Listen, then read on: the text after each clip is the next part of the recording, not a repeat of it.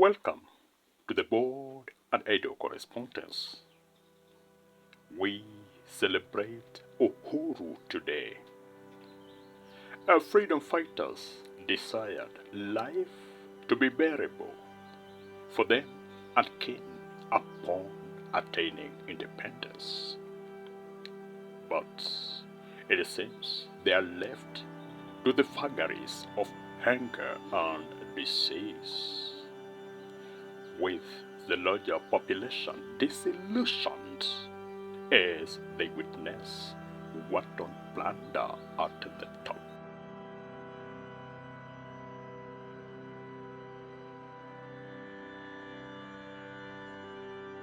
Celebrating Uhuru different ways. The newly unveiled Talanta hosted us. We, the nation of immense talent, including those selling air, and it makes them millions.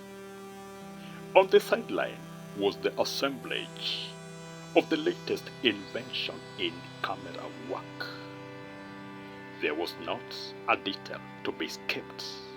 All lenses trained on the main dais to commemorate today, the day of Uhuru. The Mukanda drummers stole the show, in a mad frenzy, beating their drums crazy, to shut out the misery awaiting them back home of cocaine long abandoned. Are we going to boil storms?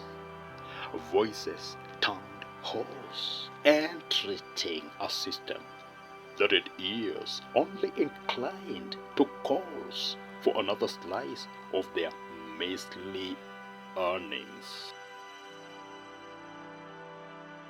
On these elevated days coalesced men and women, Latter-day billionaires whose only prayer was to be around the following day to sign off on the next mega dollar chain, their attire shining brilliantly, custom made and tailored to fit body and occasion. But my eye conjured a different image. Occupying this exalted place was a clique of overclothed people of rank. The heavy jackets and thick fur coats seemed unnecessary in the sweltering December heat. Or maybe they preferred the excess outfit to obscure the guilt concealed within the uneasy calm. Their shifty eyes did not escape notice either, though they were trained to hide apprehensions.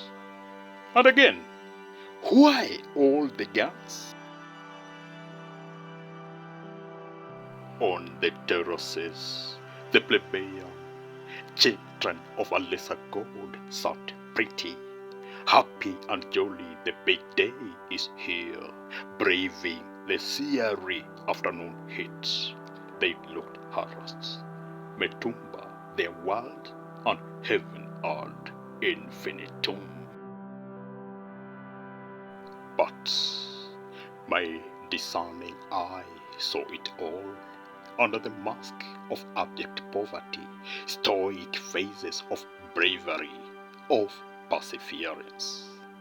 A people trained to endure the adverse and resigned to their fate, allowing life to just flow.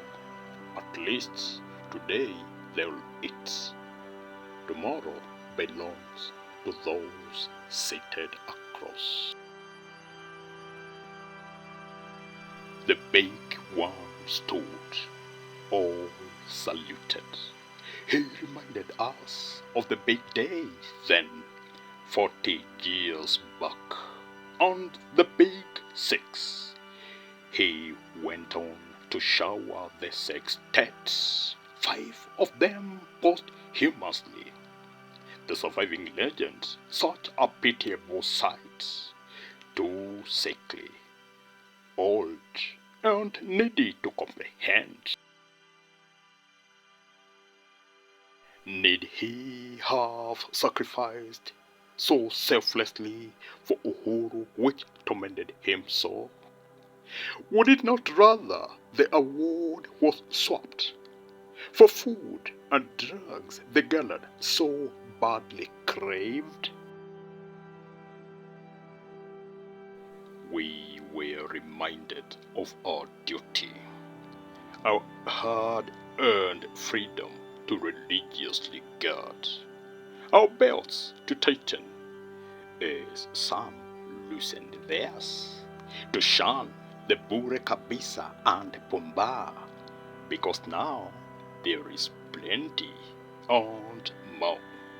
He talked of sacrifice and the need to put nation before self. I retrained my eye to the dais, then to the terraces, to the dais, again to the terraces. I perceived both parties painfully wince from serious stomach aches. One a case of gas, born of overindulgence, the other deprivation. Two worlds that were distant, yet so similar.